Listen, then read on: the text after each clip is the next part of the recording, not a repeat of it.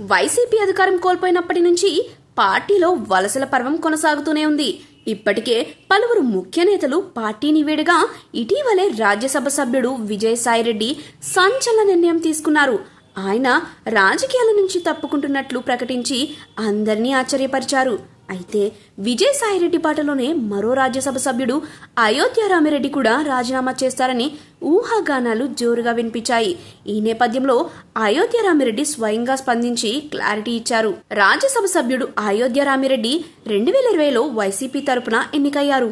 ఆయన పదవీకాలం ఇంకా ఏడాది ఉండగానే ఆయన రాజీనామా చేస్తారనే వార్తలు వెల్లువెత్తాయి.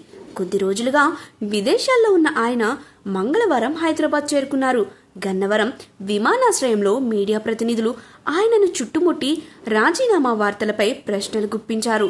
వైసీపీకి రాజ్యసభ సభ్యత్వానికి రాజీనామా చేస్తున్నారా అని మీడియా ప్రశ్నించగా అయోధ్య రామిరెడ్డి ఒక్క మాటలో తేల్చి చెప్పారు.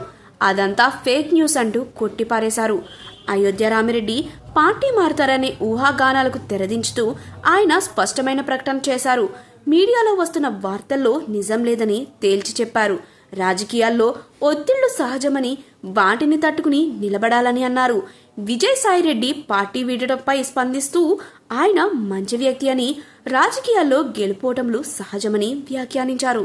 ప్రస్తుతం రాష్ట్రంలో కూటమి ప్రభుత్వం అధికారంలోకి రావడంతో వైసీపీ నేతలపై ఒత్తిడి పెరిగిందని, ఎమ్మెల్సీలు కూడా ఒత్తిడికి గురవుతున్నారని అయోధ్య రామిరెడ్డి తెలిపారు.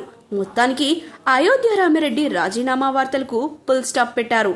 ఆయన వైసీపీలోనే కొనసాగుతారని స్పష్టం చేశారు. అయితే రాజకీయ వర్గాల్లో మాత్రం ఈ వ్యవహారంపై చర్చ మాత్రం ఆగడం లేదు.